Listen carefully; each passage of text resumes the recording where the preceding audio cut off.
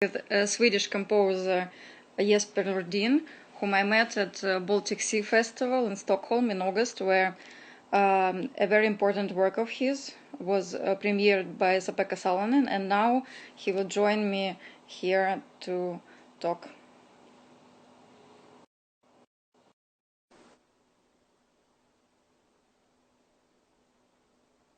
Yes, connecting. Hello. Hi. Hi. I hope everyone in your family is safe and healthy and you are having a productive time. Yeah, it's a strange time, very, very strange time. Well, we will maybe talk about how you spend this time in the end of this conversation, and I want to go briefly through your career. Well, I guess my first question to every composer is, how does one become a composer, or become to self-identify as a composer? You know, how do you begin to understand that you will reveal yourself through music in this life? Of course, a very multifaceted and very difficult question. For me, I think that like the turning point was from etymology, the word itself, to compose, to create something. Because I didn't start in music very early. I started very late. I started playing punk rock when I was 16, 17. So I didn't come through the ordinary classical means. And I was writing songs from day one. So while I was still completely in the pop music or rock music scene, I realized that I was not a musician because I never practiced, but I was a composer because I wrote songs.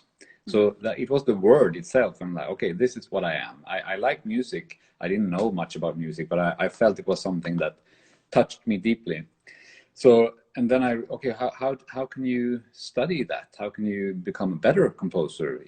I was still thinking about rock music, but then I thought, okay, maybe I should learn theory and stuff like that. So I learned how to read and write music in my early 20s. So it was very late. So it was really like another way into the classical composition. So I guess then you had to sort of, in a very intensive way, to cover the history of other genres apart from the ones that you were studying as a teenager and as Yes. a kid. How did it go? How did you do this crash course of music before starting to do your own serious compositions? I think that I've talked with many colleagues, and everyone always feel like they themselves are a little bit behind or don't know.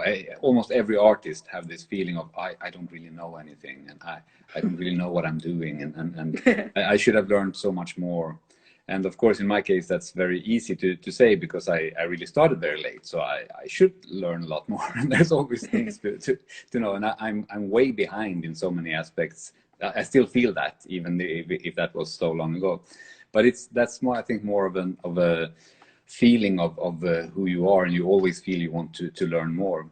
I remember I had this like very, very important, it was probably in one way you could call it my last composition lesson, because I studied composition first in Stockholm and then at IRCAM in Paris, and then I went to Stanford to study with Brian Ferneyhough, not for a full PhD or something. I did just 4 months there with him. But then the final lesson with Brian Ferneyhough, who is such a brilliant composition teacher, his music has almost nothing to do with what I'm doing in my music, but he's really a great teacher. And that last lesson, I was asking questions based on this, that I feel I'm so behind with everything. What do you think I should learn more about? And he started thinking and saying some very interesting things. But then he ended with saying, but the main thing is you should value your deficiencies and your lack of knowledge in some areas, because they are part of your personality. They will form what you express. And that is not to say that you shouldn't learn more, but you should also take who you are and use that. And that has become really like a motto for me that I really been thinking a lot about. How does a composer find his or her own voice? Because as you said, it's so easy to get lost in this first feeling of that I don't know much, and then also in the feeling that everybody has created everything Yeah. before me. So how do you go through self-doubts all the time, or do you know that now I have discovered this gold mine of my own voice? What is this process of knowing?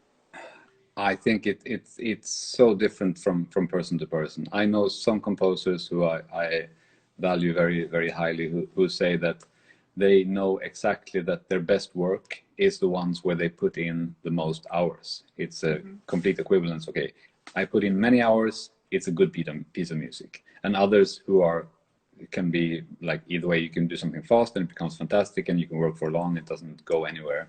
And I think this is uh, it is the same thing as how you find your own voice. It's super personal, but I think it does have to have some kind of element of hubris, of thinking that, and of course, lots of self-doubt, both at the same time.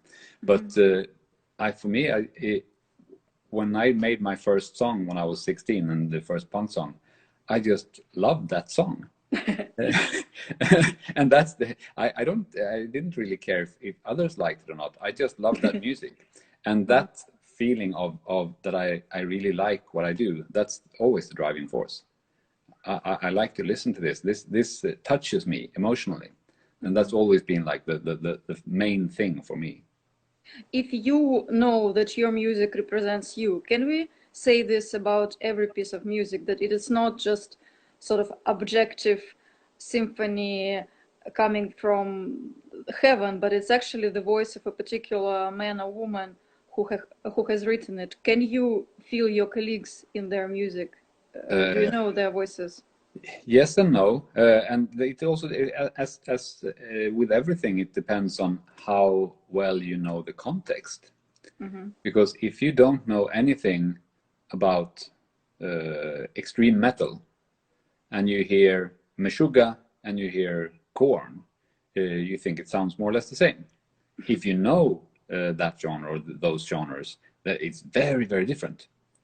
So it's the same thing here. If you have a composer who delves very deeply into one area of contemporary music that I don't know that well, then it might be more difficult for me to tell what is that person and what is the style and what is the area of interest for that composer. So I'd say every piece of art is both, of course. It's a personal expression and it's part of a context.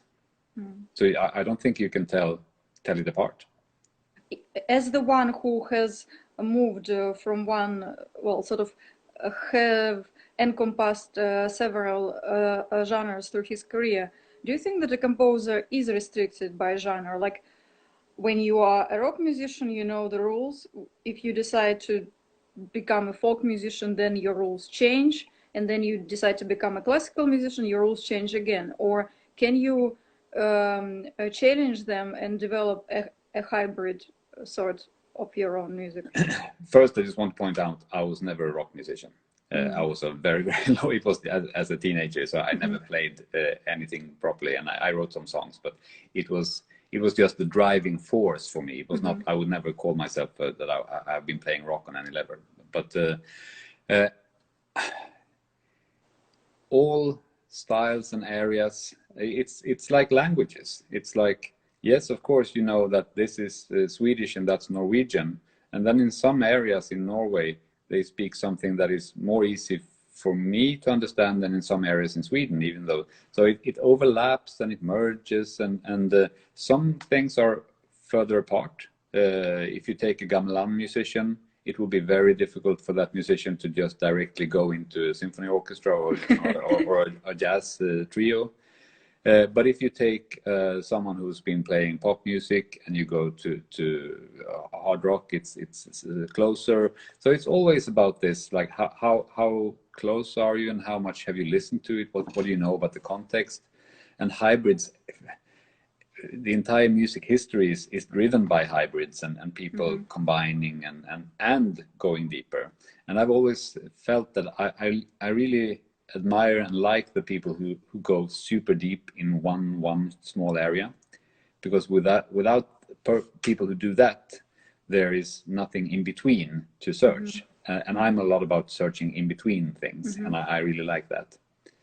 So I think you need to have all the different personalities and voices, definitely, both looking backwards and looking forwards. And speaking about in betweens, can you name people, or I don't know, pieces that you have been trying to look between in? You know, it's like who were your reference points in looking for this in betweenness? I would say I can answer that very clearly in one way, another way not so clear, because I am inspired by music, by things that sound in many different ways. And when I look at how to start to compose a new piece, I usually start with the foundation of something that I already know, that I feel have affiliation to, and I have an emotional contact with. And throughout my career, most of that has been Swedish folk music, because I come from a family of Swedish folk musicians. So I've been looking at, but I haven't used those melodies as such most of the time. Sometimes I have, but most of the time it's just been, okay, here's a material. What can I do with that? How can I have something that I, from the beginning, know that I feel closely for, so I know that it resonates, and then I can start doing something with it without really knowing where it should head. So it's very clear in several pieces. I have one piece that is based on a specific song by Swedish extreme metal band Meshuggah, several pieces based on Swedish folk melodies, where I can really, okay, here's the melody and here's the resulting piece by me. But on the other hand, when I write for orchestra, it is in the orchestral and contemporary music tradition. So of course there is a lot of influence from other contemporary composers, but I would not feel as confident, or as it wouldn't be as interesting, I think, for me to delve into a piece by Ligeti or someone that I really admire and like, and try to take that as a material.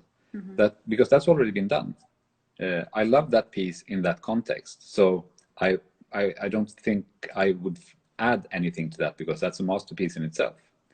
But if I take something out of context and look at it from my perspective and with my eyes and my ears, then it might become interesting, or it becomes interesting for me at least.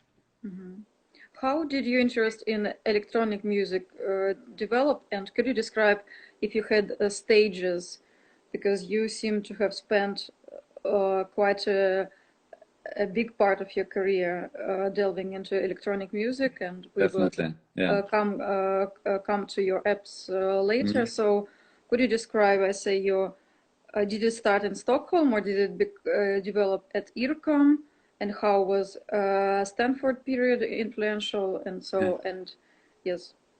I think I want to start in the middle, or in the early stages of studying. When I studied in Stockholm, I studied here, and I didn't really. I started studying composition class when I was 25, so that was just like 4 years after I tried to learn how to read and write music. So it was really shaky for me. A lot of things were really shaky, and I still have my doubts to how they could accept me as a student at that time.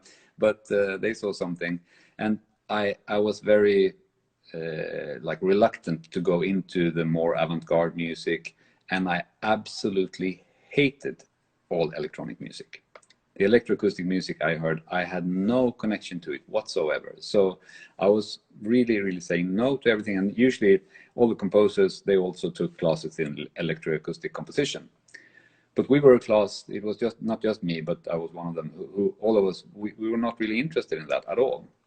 So none of us took those classes.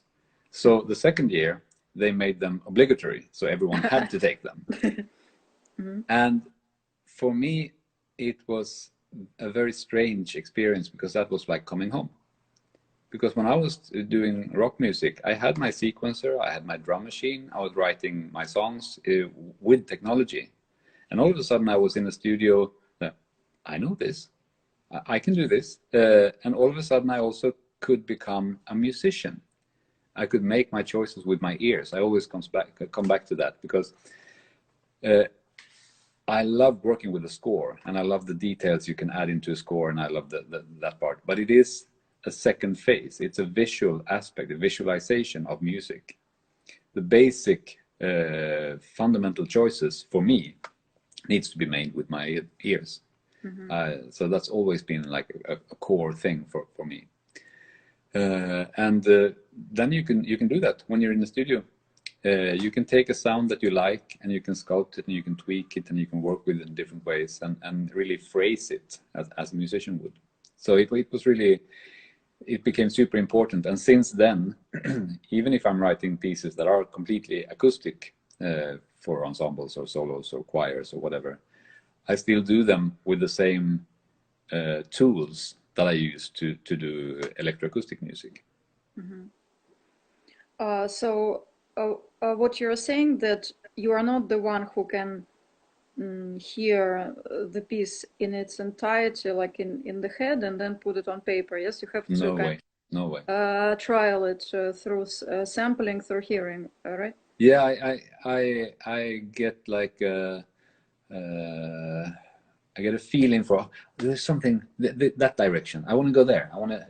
There's something that smells nice over there. So I want to follow that trace. So it's very, and that also means makes for me for a very like convoluted and strange composition process. Where I can go in one direction and then change and go in this and change both details and full formal aspects back and forth throughout the process in a very, sometimes very strange and difficult manner. It's not an ordered sequential working process. It's really like a mind map continuously growing. But how much a technology is kind of helping you and giving you the choices even before you thought of them? In a way, I'm asking how much now artificial intellect can be part of your process, and whether you can be subjugated or not by it as a human being now. Yeah, no, it's a big complex question, and very, very interesting, from not just from an artist's point of view, but a global point of view, of course, with all algorithms in Facebook or whatever that does things for you. I would say if you limit the question to music and to how artificial intelligence or tools can help you in music. There's been people have said since the 50s and 60s, when people started using the serial, or early 40s, there were serial techniques and like very structured and very like mathematical formulas for music. But then you're not the composer anymore. You're leaving that to the algorithms. Well, so did Bach. Rules in music, whether you have them defined as an algorithm or as counterpoint, rules in music exist. Sometimes they are clearly founded in something that many people accept. Sometimes it's the rules of one person that might be accepted later or not. So I think that I always come back to this thing with music, or like composed music, notated music, as a graphical thing, because the main thing in musical history was when we started notating and putting things down on paper. Before that, you only listen and you learn by ear. You start putting it down on paper, and all of a sudden you do music that you look at, where you see things, you can see lines that you can't really hear unless you know what to look for and what to listen for. And that is a huge thing. That change is so big. So everything after that, going to these different rule sets, whether it's algorithms or serial techniques or counterpoint, or using computers to help, it's just small steps in different directions compared to this huge first thing that is just changing from listening to looking. But that said, any tool will affect what you do. Any tool has lots of affordances and things that they come with. that are connected. If you write a piece for a solo guitar, there are many things you can't do. And it's such a shame. It just has 6 strings. Yeah, but that's life, and that's what you deal with. That's what you do. That's what you use. Same for the orchestra. Okay, you only have 2 rehearsals. That could change if there was more money for it, but it's part of the instrument. So you write for this instrument or this combination of instruments, and you don't have to accept how they are. You could of course write for a 15-string guitar instead, and you can write an orchestra piece that needs 2 weeks rehearsal, and sometimes you will get that. Most of the time not. But it's something that you need to take into consideration. So the instruments is one thing, what you write for, and then the tools you do to create the music also have so many built-in resistances, and that also comes from some things. Just looking at notated music, if you write your music on the computer with any of the software that you can use to notate, some of them have some things that are similar. Other programs have other things that are easy to do, and so all of a sudden you can end up, you want to write that music, but it's a little bit too complex. So I'll go with this diary. I'll write it this way instead. So of course that has a lot of bearing on your final result. And the same thing for if you generate material, how is it generated and how is it produced. So any tool along this big chain, and anything will change what the final result is. So I guess it's the matter of your own control, of knowing your limitations and being able to manipulate them within their limits, to be creative within the offered limits of a system. Yeah, as Brian Fernie have told me, to use them, to use the limitations. But it means that at IRCAM you probably had learned all the possibilities of electronic music that were at that moment available, right? No? Of course not. There's always more to learn. You always get a tiny fraction, and that's also a thing that in anything of life, it's impossible to know everything. And it's always great to try to learn more, and you want to learn more, but there's always more to learn. And you also need to start doing things and to work with what you have.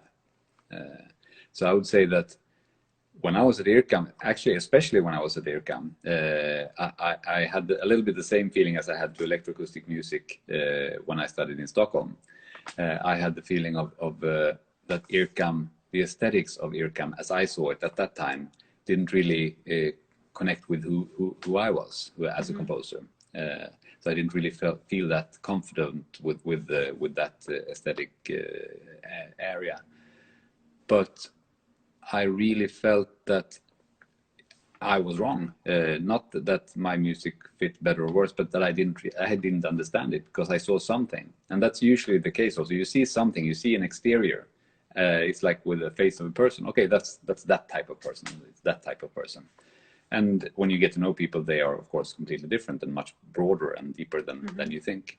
And it's the same with any style of music or any aesthetic area. Can you describe then when your career, how it was developed? How did you get your commissions, like through not only studying then, but then starting to develop the relationship with your house, which publishes your music, then getting commissions from orchestras and ensembles? Could you describe this process and maybe describe the highlights? You were also the composer in residence with the P2 radio, right? Yeah. So maybe if you could talk about these moments in your career. Yeah, it's there's since I am a person who really, when I'm in something, I really love it, and I really would think that this is great and this is a great opportunity. I think this comes also from the fact that, as I said, when I started in Stockholm, started studying, I was also new to the contemporary music world and to the classical music world in general. So I had this feeling that any chance I got was like the best thing that ever happened to me. And I still have that feeling. Well, I still have good. that driving force. Like, wow, yeah, I get to do this. Wow, I get to do that. So I love that. And so there are many things that I would say as highlight that I've been doing throughout the years. But of course, after the studies, I was very happy to see that after studying at IRCAM and living in Paris for a year and a half, to be able to continue working with in France. Bizarrely, and I'm really ashamed to admit it, but I still don't speak French, even though I've worked there for so much and so long. But I've had the possibility to learn a lot get to know lots of musicians and centers in France, and so that's been really important for me, definitely. And how you get commissions, it's really a balance, or it's so many things. It's a little bit of luck. It's a little bit of just getting to know someone, and that seems to like what you do at that time, and there's so many aspects. But as with anything that you do, you need to have like 10 projects going on at once for one to actually happen, or something similar. So that's always been a part of it.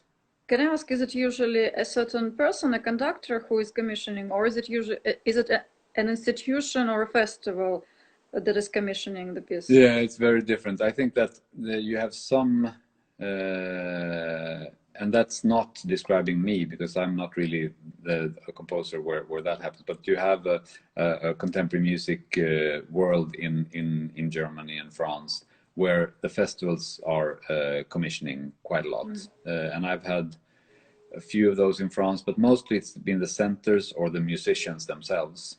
So mostly coming from like getting to know people and working with someone in one context, and then wanting to continue to do that. So could you describe how do you work with the conductors that you worked with? Can I just look at the list? So Esa-Pekka Salonen and Kent Nagana, Daniel Harding, Francois Xavier Roth, from the ones that I know. Could you describe how does your piece, how is your piece being rehearsed by them, and what is your part in the process? Do you meet with them? Do you exchange emails? Do you send them the drafts? And how do you participate in the rehearsals? Very, very different. It's also really about the personality. It depends on how they want to work. I don't think I've ever been in a collaboration where I've sent drafts to a conductor. Soloists definitely, and musicians in ensembles and so on, but never to a conductor. What I think about right now. So that's they usually get the full presented finished score. I know that there was some things with the piece that you mentioned from 2 years ago with Esa-Pekka Salonen and Martin Fröst and the Swedish Radio Symphony Orchestra. I wanted to collaborate a little bit closer with Esa-Pekka and send him scores, because it was not just conducting the orchestra. He was also controlling virtual orchestras in real time, and he had the possibility of catching the sound of the orchestra in real time, freezing it and moving it around the audience. So there were lots of things, but it was not so much about asking him about the music or bouncing the music back and forth as the notation. Like, because there were all of a sudden there were practical aspects. Okay, he has two hands. He has two motion sensors, cameras that he has to do things with. He has to conduct the orchestra and turn page. And so all of a sudden it was just this very physical and practical things that you had to solve. So those things were things that I sent to him a little bit beforehand. And so on. Well, and I also remember that you actually talked about them even in the rehearsals, because even after several rehearsals, it was still hard to coordinate all these movements, right? It's really tricky, and I still really admire Esa-Pekka for taking that piece on. It's like a very long piece, 75 minutes of music, and super complex with all these different things that he had to do. And being who he is, and his very, very tight schedule, he couldn't put the 2 weeks in a studio to really learn it. So learn the technology on beforehand. So it was really a crash course when he came there. But the good thing was that the Baltic Sea Festival had been so extremely dedicated to this project. So the orchestra and the technical team had a week before to prepare. So we really had a lot of rehearsal time where we could set all the visuals and all the live electronics and everything up. But that was with another conductor. And Marc Desmond was a very close friend from France, a very, very good conductor and viola player. So he came here because he had worked with me before on the similar technology, so he knew the technology. So he came and worked with the orchestra and managed to set everything. But the problem is when you have motion sensors, of course, they need to be calibrated for that specific conductor. So we needed to do some work with Esa-Pekka to get it for him, and then he needed to understand all these practical things. Well, now it's time for you to describe this gestureman, because, you know, I would be really eager to know how it worked. So you had samples of actually another symphony orchestra within the gestureman sounds, right? Like the clouds were scattered near the person, right? And every movement of hand was activating a certain sample of orchestral sounds, right? Yes and no. Let me back up a little bit and just talk about gestureman, because you mentioned it now. That's a technology that I invented and that has been as an app for a few years, and that is now taking a different direction, going into video games, creating real-time generated music in new directions and so on. So it comes from gesture instrument. So gestureman. So it's a way of accessing not not audio files or pre-recorded stems or things, but really like the musical rules. Like you have pitch material, you have rhythmic material, you have ranges of instruments, and all these different things. And with the gestures that you use either on an iPad or with a motion sensor, you can then play music. I'll take an iPad and show. Maybe it's possible to understand at least something if you see it here. So you probably don't see anything here, but here I have an area. Wow. Where I've predefined the rules of this.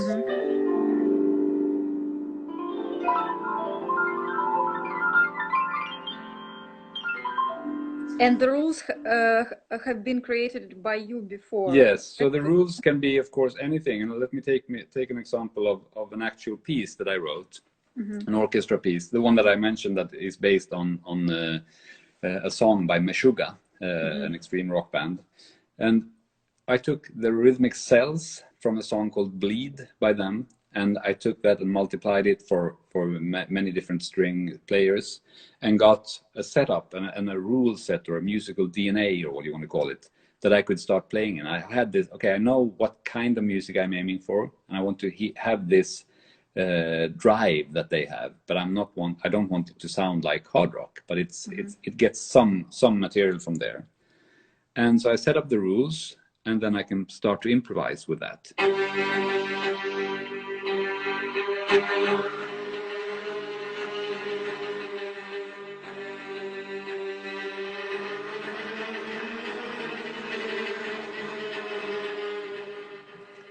But wait, you say that the piece has been created, but then it means that if anybody else touches the screen, the sound would be different, right?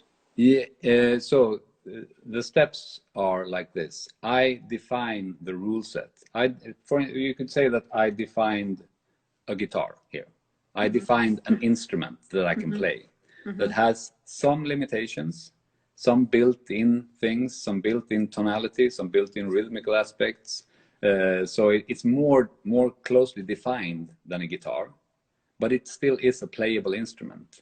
So when I try to describe gestureman in one sentence, I say that it's halfway between being a playable instrument and a composed piece of music. And you can define it so it's very strict or that it's very open. So it can be completely an instrument or it can be completely a composition. Then it means that if Martin Frost or Esa-Pekka moved their hands, we didn't know what would be the result of their of what we Yes, would be yes, hearing. yes, you would. Depending on where you put the, as you say, if you play on a guitar, you don't know what will happen. Yes, you will if you learn to play the guitar, and it's the same thing here. If in some areas the definitions were so strict that you could have anyone play and you would get the same kind of global music. You get this type of music. You would get the right type of music, but the exact phrasing of it would be from the person.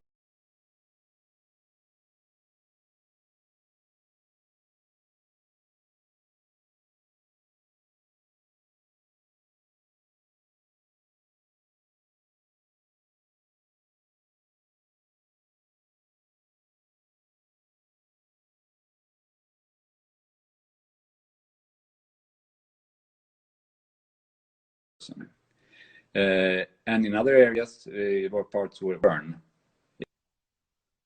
Yeah, and the gestures were also notated in the score. So, okay, I need to do this gesture, and then I'll get the same line that I will then play on my clarinet.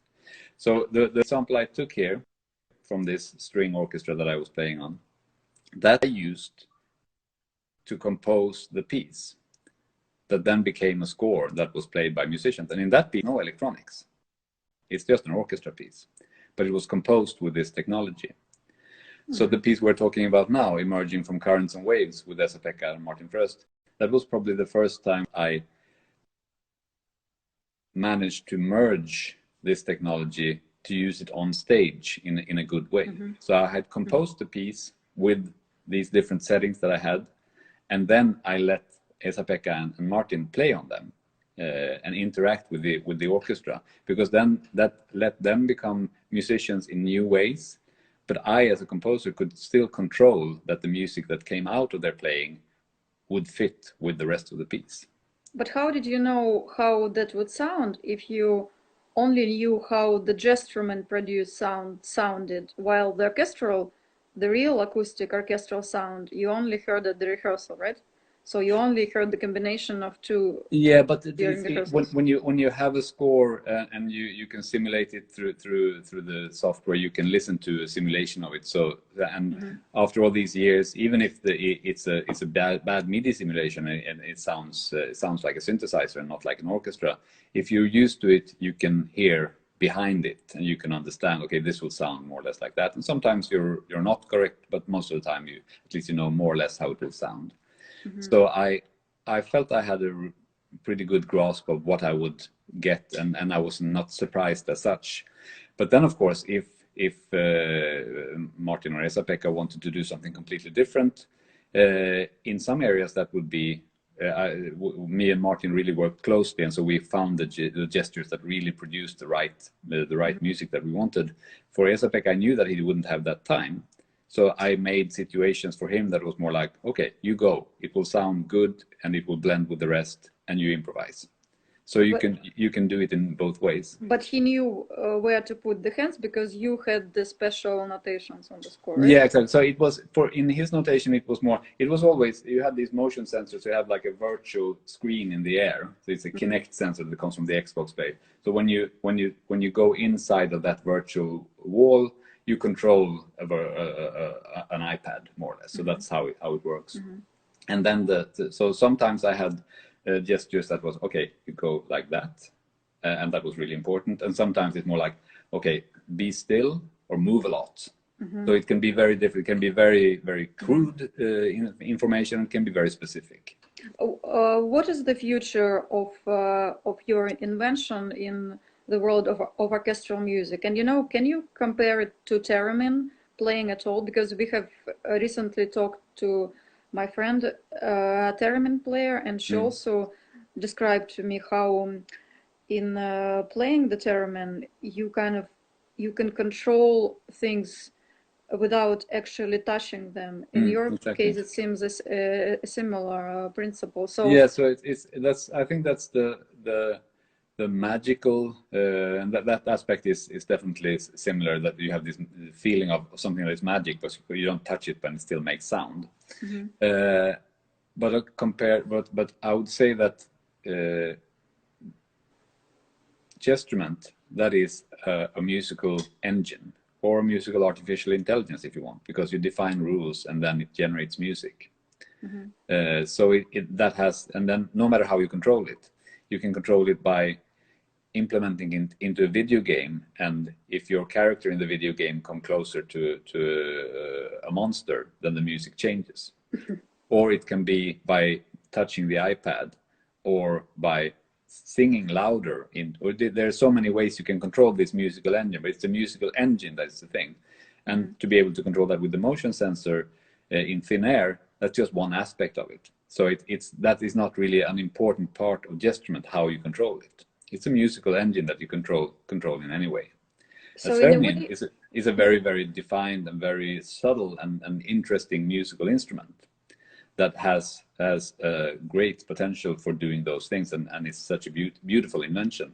So the only thing that they have in common is that you can control gestument with the motion sensor, but you can do that with any MIDI instrument. So it's not really a special thing as such. But I was thinking, with your application, it seems that it kind of democratizes music in a way that anyone can learn the rules that you are offering. But on the other hand, it puts the authorship out of importance. Then there couldn't be any genius composer then working on gestument, because the rules were predefined already, no? Very, very good question, very multifaceted question again. Because the rules, the thing with gestument is that anyone can define their own rules. So if you go into the app, you change the rules and you tweak it so that you can control this instrument, and then it's your rules. So then you play on it, and you can change them in real time. The thing with democratizing, and because that's really been something that probably because of my background and coming late to classical music, I needed help, and I needed these tools, and this is like the help for me. And I see a point of lowering the threshold for people to participate in music.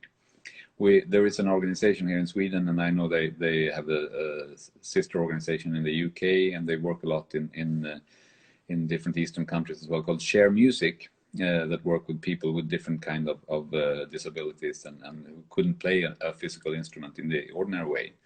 And they use different electronic tools to be able to compose. And they've been using gestument a lot, and I think that's been so fascinating to see what people can do coming from a different angle. The really important thing that I think a lot about, and I find very fascinating, is if it's possible to lower the threshold for participation, yes, but also raising the bar for what is possible.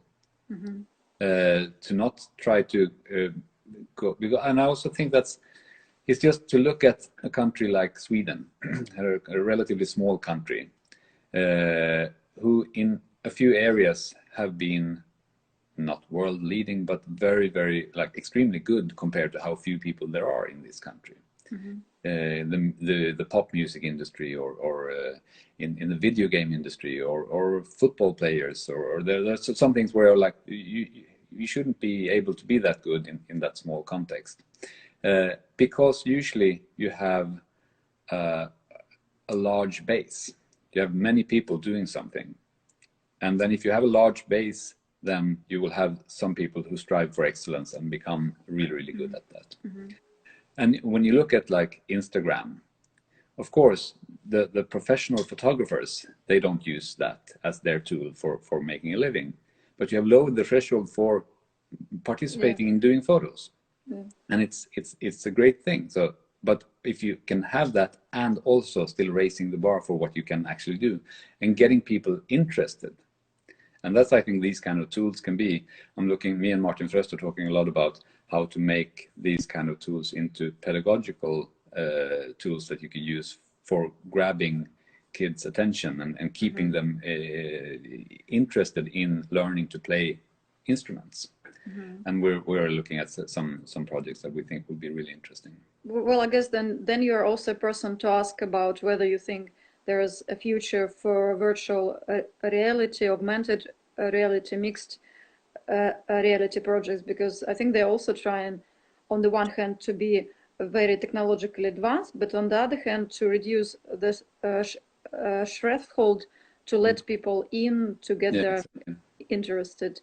So what are you thinking? Is it does it hold a big future for music? I'm pretty sure, yes. But it will not be as you think of it today. I'm actually involved in a project like that, but it's not still. It was supposed to happen sooner, but now it will be later. But it's together with SAPECA again, so we're doing a very, very interesting project that will be I think talking about or addressing several of these questions and issues, because I think that. And looking at where we are now today, and all of a sudden the conductors and soloists, they are grounded in their country, and you can't tour. You need to use the technical possibilities of today to find new ways of interact, definitely, and to have more people to be able to engage. Also, if you look at the pop music industry, even if it's right now the industry as such is in good shape, they earn lots of money because of all the streaming services. But the individual artists don't really have the same connection to their fans or direct lines to their fans as they had when you had physical albums and you could send notes and linear notes, and you could control how people listen to your music. So I think that we will see a big change in that in different ways, and I do think that what we are working on right now could be one of those ways where that could change. Actually, in a way, quarantine might have sped this process up, because now every individual artist has found a way to do a stream from their homes, and people do watch this. And I thought whether the post-quarantine world might keep this means of communication, or they might get back to normal again. What do you think? I think it will be a little bit of both. And it's the same as with the discussion about climate change and all the travels and everything. So of course there will be implications for the future, and things will change to some extent and go back to normal to some extent. But I do think, for instance, the video game giants, Epic and all those companies, they see that there has never been as many players of their games as today. So of course that is something, and the video game industry has overtaken the movie industry in how big it is, of course. And also like things blur, the lines blur. You have educational tools today that are games. Like it's the music game or the education tool. It's a little bit of both, and you use gamification in many ways. So I do think that the lines will blur a lot, and I do think that there are big opportunities and big possibilities there. And of course, things that might be bad because it will be too confined, or it will be like too simplified. But I also think that it opens up a lot of very interesting possibilities for artistic expression. Well, I guess that you are answering the question that I wanted to ask. How do you see the world of music in future? And I guess I would take from your words that it would be very diversified, yes, very, hopefully very democratic, yes, partly based on technologies, or no? I think if we look at trends, you will have in other areas, you will have both. You will have everyone becoming a photographer, but that might not lead to the death of the profession of photographers. Rather the opposite. All of a sudden everyone knows a little bit about it, so they are become better at judging the level of the professionals. So in that way I think that simplifications and lowering thresholds for people's own creativity can also change how the professionals act and work. So I guess the future of the symphony orchestra is still holding, yes? It will still exist. No one will know, of course, because the symphony orchestra isn't that old. It's 100 years. Before that, it was not the institutions that we see now. they haven't been around for 300 years or something. That is something that's been, it's one period, and I'm sure they will change, definitely, and the opera houses also. How they will change, I don't know. If they will only be museums and taking being strong in the classical repertoire, which is fantastic and great in itself, or if they will do other things as well. You don't know. We'll see.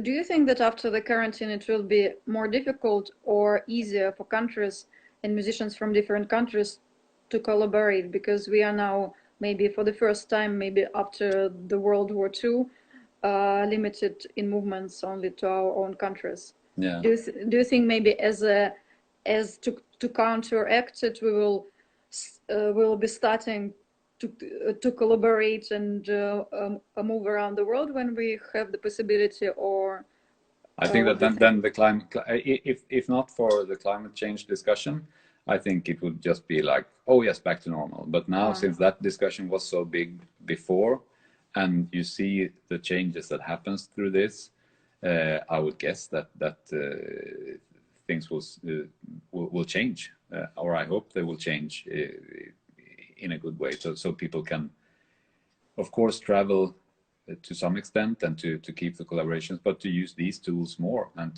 to almost meet through the screens. Mm-hmm. So can you describe, we have maybe 8 minutes, how do you, well, firstly, maybe briefly describe the situation in Sweden, because it has been a peculiar case, yes, in terms of dealing with the current situation. Yes and no. We will see afterwards. I think here in Sweden, most people are relatively safe with the choices being made, because it's not that different. There are limitations. You have closed a lot of things, and there are limitations, but we didn't close everything. And the things that were kept open were the things that would have a very big impact on society, and not so big impact on the spreading of the disease. But no one has the answers today, so we'll see afterwards. But if we look at how we are doing now, we are doing more or less like the rest, and better than a lot, and worse than some. We will see. And how do you yourself feel your days? Have you chosen some kind of long-term perspective, long-term goals? How busy are you now? What kind of change has your life been subjected to at the moment? Of course, changes because of cancelled concerts, and this week I was supposed to be in Geneva, being a guest professor there for a while. So of course things have changed, but there have also been so many things that I already had on my plate, and both with Gestrument as a company going deeper, and the composition project. So it hasn't changed that much. It's more like in everyday life, and that you don't see the old ones in your family, and you don't meet that many people, and those things that you like try to limit yourself. But that's more and more on a personal basis. And yeah, most of the people in my company work from home, and I'm at the office, but I'm used to being alone at the office. So that's. Do you have, I have talked to Sebastian Fagerlund maybe a year ago, and he said that he has to have a strict composing routine with certain hours for composition. I was wondering if it's now easier or more difficult for you to have this composing routine every day. I've never had that. But I want, there are so many aspects to work, and I also work in so many different areas. It's both with the company, with Gestrument, with technology development, and with the planning of projects, and actual composing, and there are so many parts, and it's more of a flux. Sometimes there are more to do in one area and less to do in another, so it goes back and forth. And do you think that the audiences, would have hard time in accumulating back to concert halls after this? I have no idea. Because I feel now everybody would be kind of scared to sit near the neighbor. Definitely. Yeah, for a while it will probably be like that. Yeah. I even remember the last concert I attended on the 15th of March in Britain. It was half empty because people were afraid to sit in the hall. Then it was actually the last concert in the world to take place, I think. Okay, which one was it? It was the Philharmonia concert, a very great the Beethoven 1808 reconstruction with Stephen Fry, and he actually said that it might be the last gathering that we are able to attend, and it was the last, you know. So I was kind of had a very strange opportunity to visit the last classical concert before the quarantine.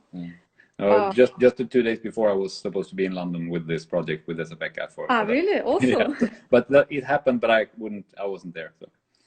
Well, yes, I was there, and actually, it seems now like years ago because the intensity of what has passed in between, you know, like I had to sort of escape from Britain afterwards because all the flights were cancelled to Russia and so on. Well, what can I say? In remaining 5 minutes, I am so happy to have these memories of the Baltic Sea Festival. I actually want to come again if it happens. Do you know yet if they are still? They are planning for it. So as it is now, I think it will happen. Yes. I don't really know. I'm not really involved, but I've seen that they do plan for it, and then we'll see. Of course, no one knows anything. Well, I wish we all begin to congregate sort of from end of August, maybe beginning of September. And I wish health to your family, friends, and likewise, for you to have a constructive this vision of future. It's good that you're involved. Oh, actually, maybe last question. Like I think we have 4 minutes. What was this other app that is mentioned?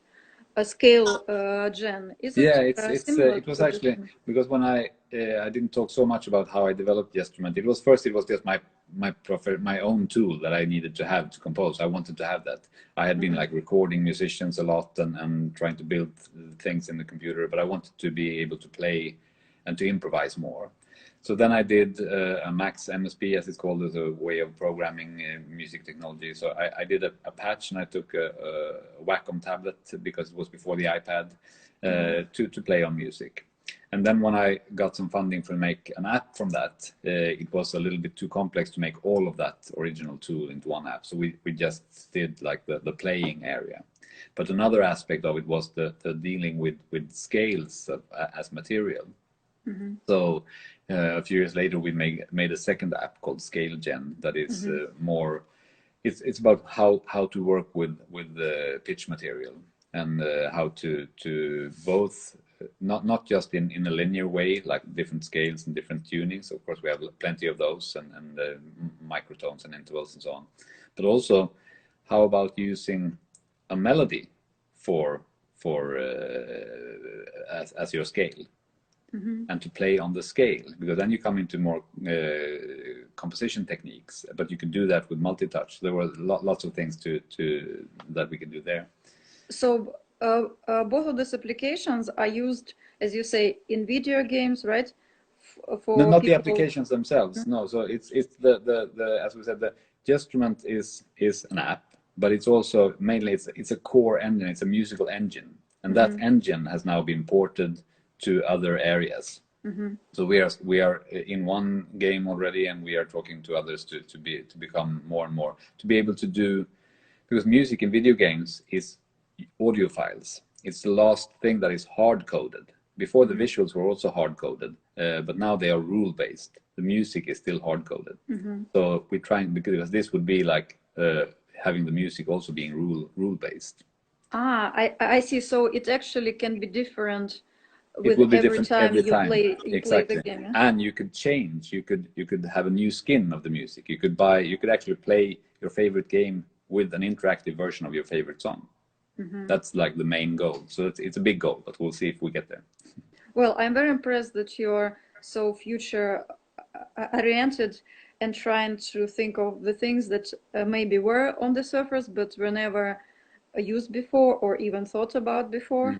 And I hope we meet again, maybe for an interview for my new project in anthropology of music that I'm building a site, and maybe we'll try to write a book after I've talked to everybody who has something new and interesting to say in the development in the field of of music and development of new approaches. So I'm very happy to know you.